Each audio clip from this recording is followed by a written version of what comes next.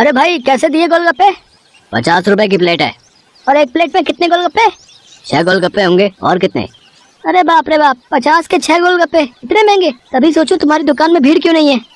मुझे फालतू की भीड़ चाहिए भी नहीं। मेरे पास वही लोग गोलगप्पे खाने आते हैं जो इन्हें खाने के लायक हैं। और तुम लगता है यहाँ नए हो। दाम पूछने से पहले ऊपर लगा बोर्ड ही पढ़ लेते। दाम और नाम दोनों लिखे हैं। मेरा नाम मशहूर है और ये मेरे मशहूर गोलगप्पे हैं। एक एक गोलगप्पा इतना करारा है कि तोड़ो तो आवाज 1 किलोमीटर तक सुनाई दे। और पानी जैसा ग्राहक चाहे। पूरे 10 तरह की वैरायटी है मेरे पास पानी की। और ये देखो, ये है मेरे गोलगप्पों की असली जान, मेरा ये खास मसाला।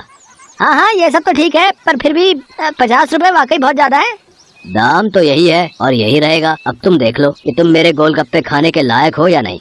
अरे ये क्या बात हुई, तुम ऐसे बात करते हो अपने ग्राहक से?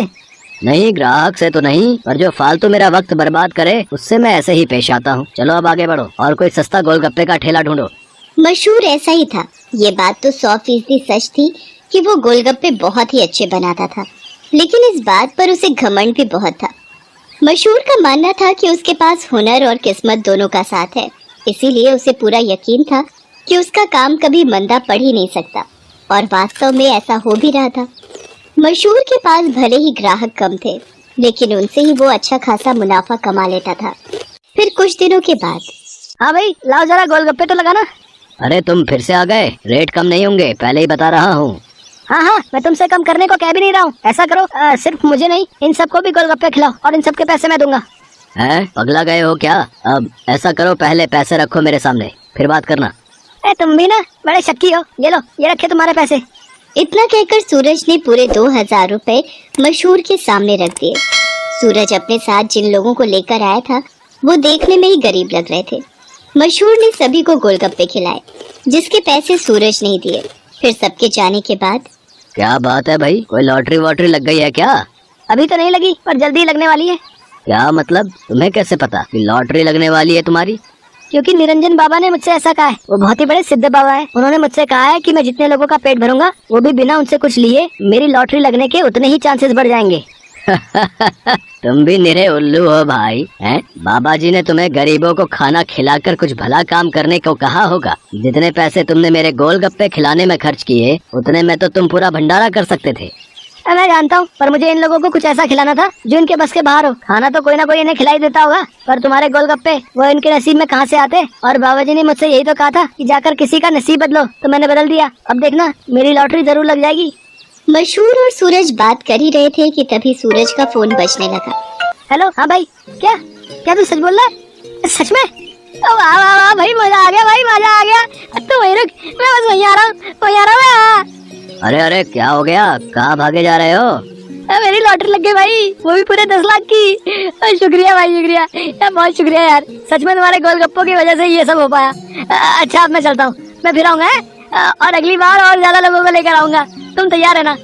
इतना कहकर सूरज वहाँ से चला गया, लेकिन मशहूर को सोचने पर मजबूर कर गया। मेरे गोलगप्पे ऐसा भी कर सकते हैं, मुझे तो पता ही नहीं था। अगर मुफ्त में मेरे गोलगप्पे खिलाकर इस लड़के की किस्मत खुल सकती है, तो फिर मेरी क्यों नहीं? हाँ, अब से मैं भी लोगों के नसीब बदलूंगा। अब वो नहीं, बल्कि मैं खुद अपने गोलगप्पे लोगों को फ्री में खिलाऊंगा। अगले दिन मशहूर ने सबसे पहले अपने लिए एक लॉटरी का टिकट खरीदा और फिर उसके हाव भाव बिल्कुल ही बदल गए। साथ ही उसकी दुकान का बोर्ड भी अब गोलगप्पों की कीमत की जगह पर लिखा था बिल्कुल फ्री। मतलब वो सच में अब लोगों को मुफ्त में गोलगप्पे खिला रहा था। साहब, कभी सपने में भी नहीं सोचा था कि आपकी दुकान में खड़े होकर गोलगप्पे खा सकूंगा। भगवान आपका भला करे, आपकी खूब तरक्की हो। आप जो चाहो वो सब आपको मिले, मैं भगवान से यही प्रार्थना करूंगा। मशहूर को पहली बार किसी ने ऐसा कुछ कहा था। मशहूर को बहुत अच्छा लगा, लेकिन अब भी मशहूर के दिमाग में उसका खुद का फायदा पहले था। उस दिन अपने बनाए हुए सारे गोलगप्पे मुफ्त में खिलाने के बाद वो फौरन लॉटरी ऑफिस पहुंचा।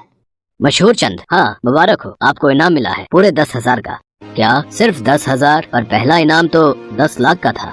हाँ, तो वो पहला इनाम भी तो है। आपकी किस्मत इतनी भी अच्छी नहीं है। शुक्र मनाइए कि 10,000 तो मिले। मशहूर इनाम के 10,000 लेकर अपने घर वापस आ गया। वो उदास था और नाराज भी। क्या हुआ जी, लॉटरी लगी क्या? लगी भी और नहीं भी, ये देखो 10,000 मिले हैं। अरे वाह, तो फिर आप उदास क्यों? आपको तो खुश होना चाहिए ना। अरे पर 10,000 से क्या होता है, इतने में तो 4-5 दिनों में अपनी दुकान से ही कमा लेता हूँ। उस लड़के को तो पहला इनाम मिला था, वो भी पूरे 10 लाख का, और उसने तो इतने कम गोलगप्पे खिलाए थे। मैंने तो अपने सारे गोलगप्पे मुफ्त में खिला दिए, फिर भी मुझे क्या मिला और उसे क्या मिला? ओफो, ये सब क्यों सोच रहे हो आप? आपने जितने भी गोलगप्पे मुफ्त में खिलाए उनकी लागत तो निकल गई ना, बोलो। हाँ, उससे तो ज्यादा ही हैं ये पैसे। तो फिर आपको नुकसान थोड़ी ही हुआ है जो ऐसे मुंह लटका कर बैठे हो। 4-5 दिनों में जितना कमा पाते वो एक ही दिन में मिल गया, ये कम है क्या? मशहूर को अपनी पत्नी मोहिनी की बात ठीक लगी और उसने अपना इरादा और पक्का कर लिया।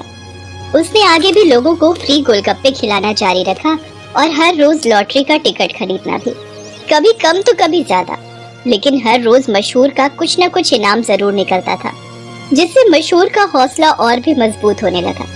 इसके साथ ही मशहूर को अब ये सब करने में बहुत खुशी भी मिल रही थी। हर रोज लोगों के मुस्कुराते चेहरे उसकी दुकान से लौटते थे। उसके गोलगप्पे ना जाने कितने मायूस चेहरों की मुस्कान बन रहे थे। फिर एक दिन, अरे मशहूर भाई, ये क्या है? ये कमाल कब से हो गया?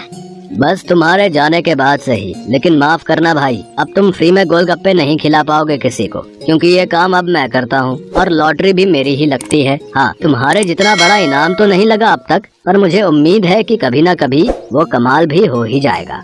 मशहूर की बात सुनकर सूरज मुस्कुरा दिया और उसने अपनी जेब से अपना विजिटिंग कार्ड निकालकर मशहूर को दिया और उससे बोला, कोई बात नहीं, ये मेरा कार्ड रख लो। अब लॉटरी का टिकट जब भी खरीदना हो तो बस मुझे फोन कर देना, ऑफिस तक आने की जरूरत नहीं पड़ेगी।